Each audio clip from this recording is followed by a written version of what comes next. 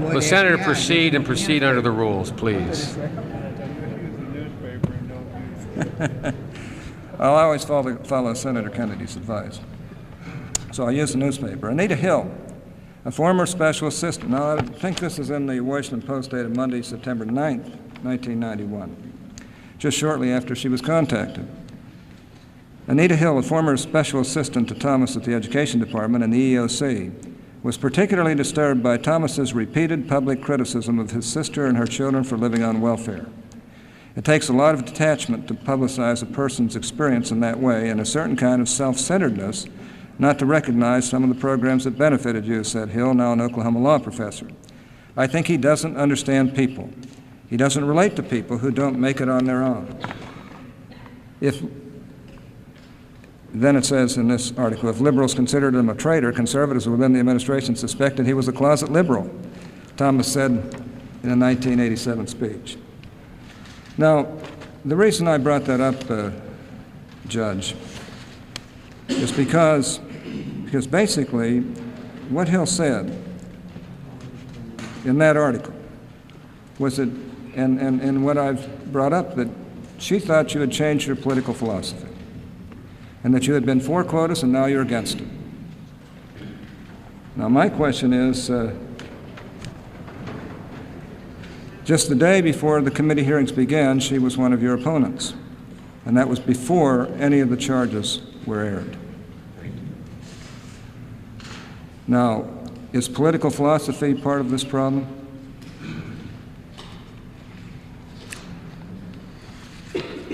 Senator, as I've indicated about other motives, I have no reason to believe that it is not a basis for what has happened to me.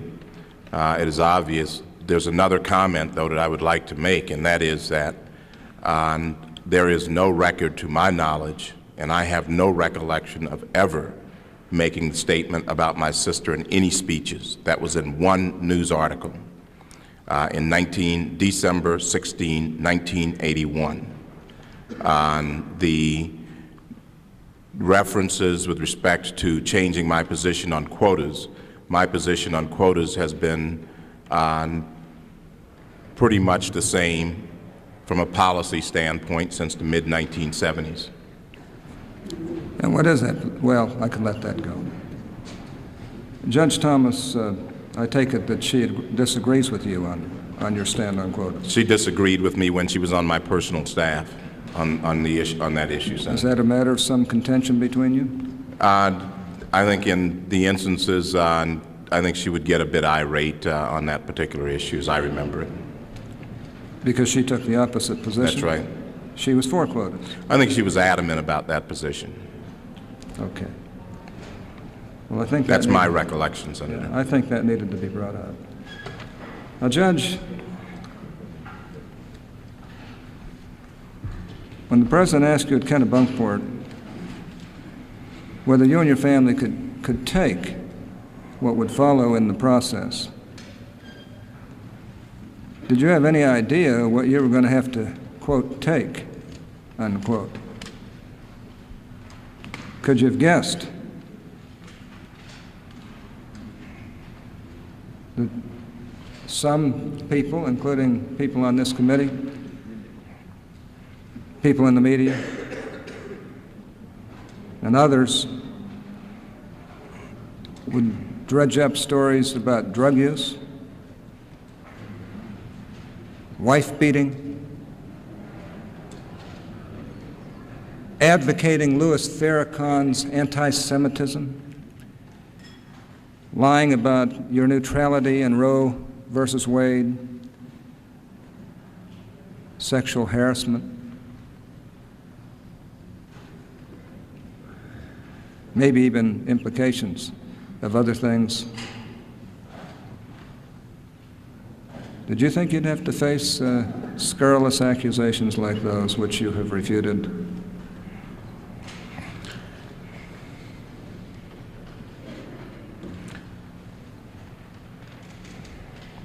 Senator, I expected it to be bad. And I expected the awful treatment throughout the process. I expected to be a sitting duck for the interest groups. I expected them to attempt to kill me. And yes, I even expected personally attempts on my life. That's just how much I expected. I did not expect this circus. I did not expect this charge against my name. I expected people to do anything, but not this. And if by going through this, another nominee in the future or another American won't have to go through it, then so be it. But I did not expect this treatment, and I did not expect to lose my name, my reputation, my integrity to do public service. Again, I did not ask to be nominated. I did not lobby for it. I did not beg for it. I did not aspire to it. I was perfectly happy on the U.S. Court of Appeal for the D.C. Circuit, which is a lifetime appointment. I did not expect to lose my life in the process. In a Washington Post article just today,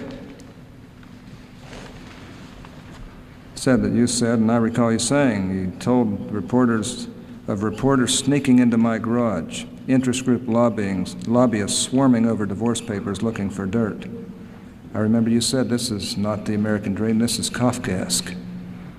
It has got to stop. Enough is enough. And the Post article goes on to say some activists were unmoved by Thomas's emotional plea, dismissing it as a last-ditch effort to salvage his nomination.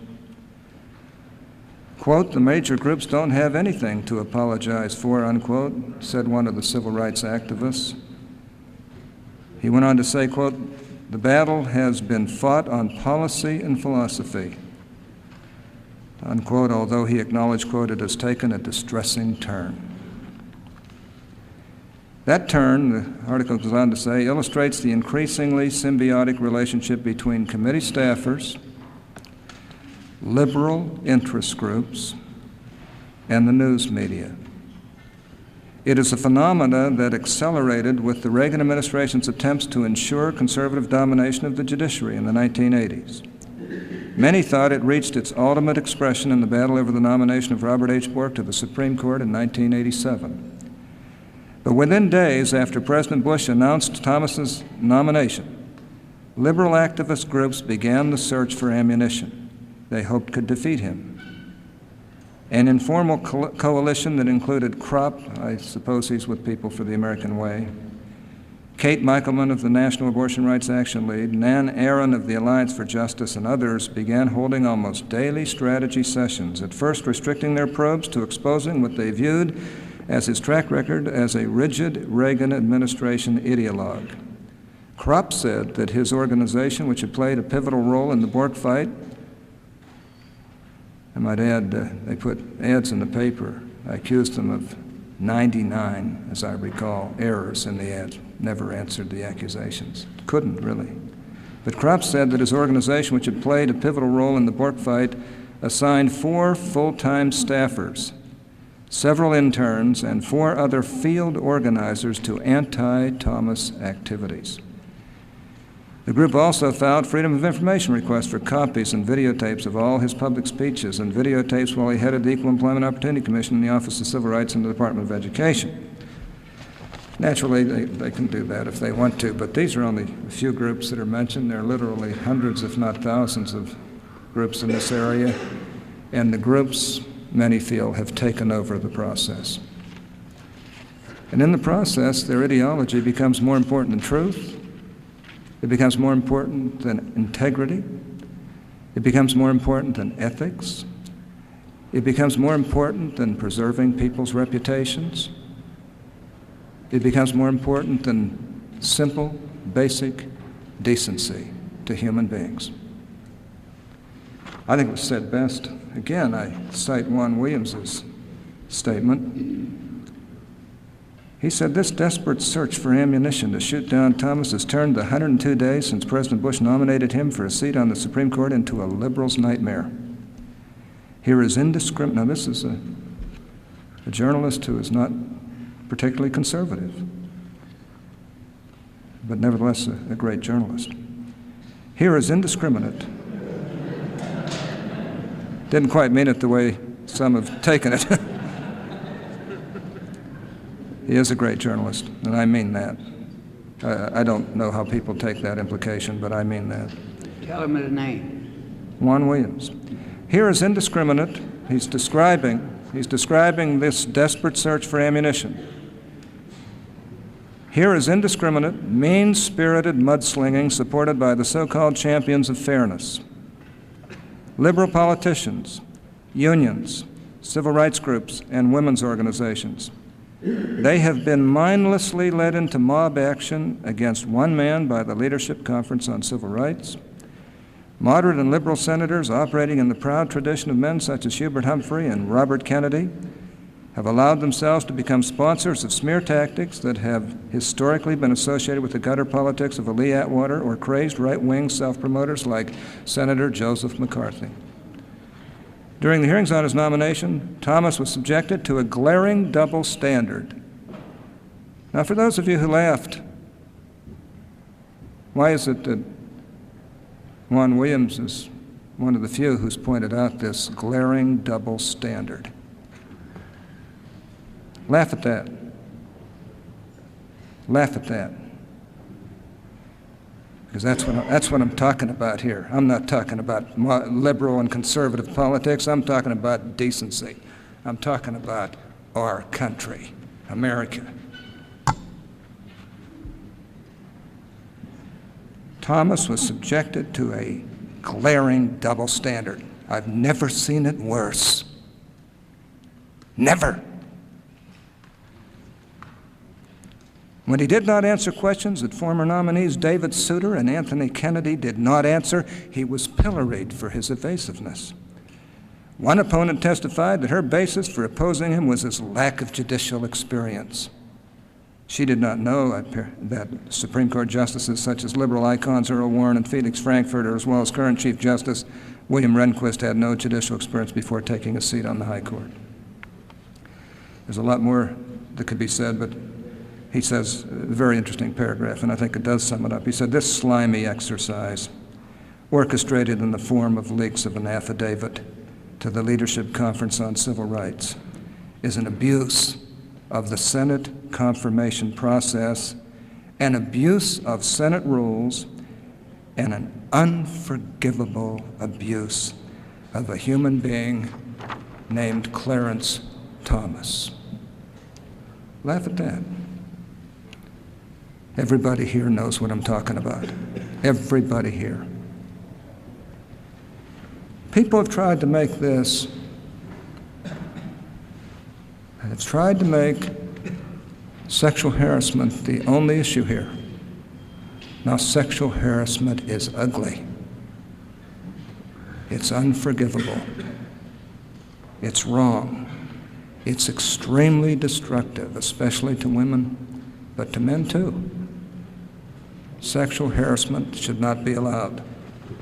I'd like you to describe now, for this gathering, what it's like to be accused of sexual harassment. Tell us what it feels like. And let me add the word unjustly accused of sexual harassment.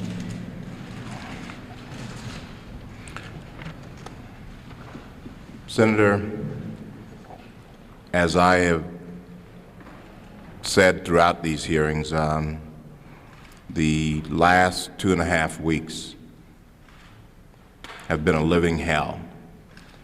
I think I've died 1,000 deaths. What it means is living on 1 hour a night sleep. It means losing 15 pounds in 2 weeks. It means being unable to eat, unable to drink, unable to think about anything but this, and wondering why and how. It means wanting to give up.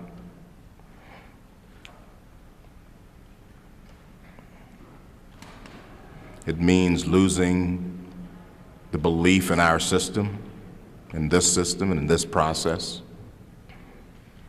Losing a belief in a sense of fairness and honesty and decency. That's what it's meant to me. When I appeared before this committee for my real confirmation hearings, it was hard. I would have preferred it to be better. I would have preferred more members to vote for me. But I had a faith that at least the system was working in some fashion, though imperfectly. I don't think this is right. I think it's wrong. I think it's wrong for the country. I think it's hurt me, and I think it's hurt the country. I've never been accused of sex harassment, and anybody who knows me knows I am adamantly opposed to that. Adamantly. And yet I sit here accused, and I'll never be able to get my name back. I know it. The day I received the phone call on Saturday night, last Saturday night, about 7:30, and told that this was going to be in the press, I died. The person you knew, whether you voted for me or against me, died.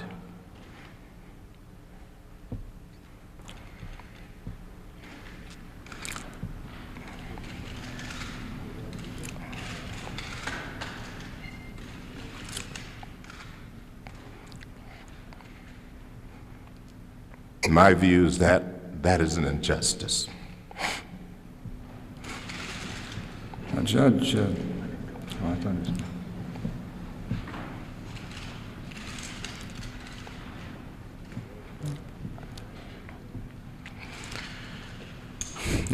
as I indicated earlier, it is an injustice to me, but it is a bigger injustice to this country.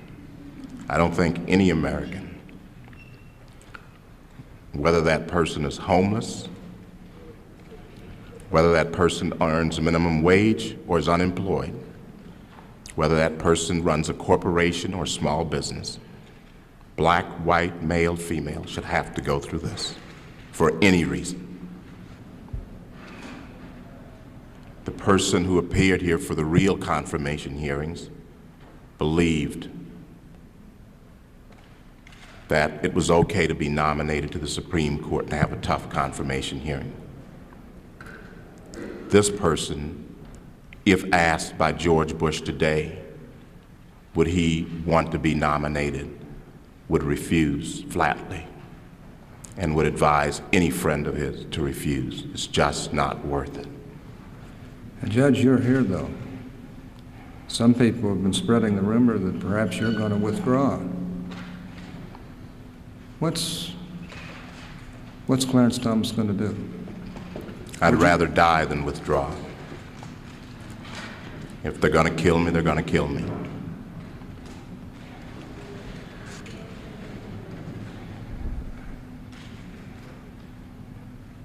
So you'd still like to serve on the Supreme Court? I'd rather die than withdraw from the process.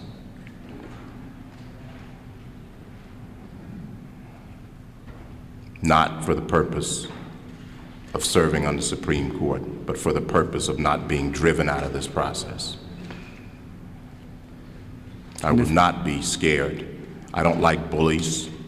I've never run from bullies.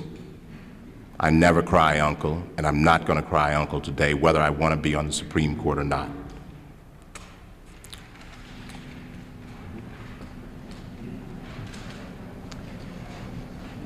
Well, Judge, I hope next Tuesday you make it. And I believe you will. And I believe you should. And I believe it's important for every American that you do. Because I think in your short 43 years of life. You've just about seen it all. And if anybody's in a position to help their fellow men and women under the Constitution, then I have to say you are. And I'm proud of you. I'm proud of you for not backing down. That's all I have, Mr. Chairman. Thank you. Now, we're down to senators having 5 minutes, and I will begin to yield back and forth. Judge, let me make sure I understand one thing. Do you believe that interest groups went out and got Professor Hill to make up a story? Or do you believe Professor Hill had a story, untrue from your perspective, that, as referred to here, groups went out and found? Which do you believe?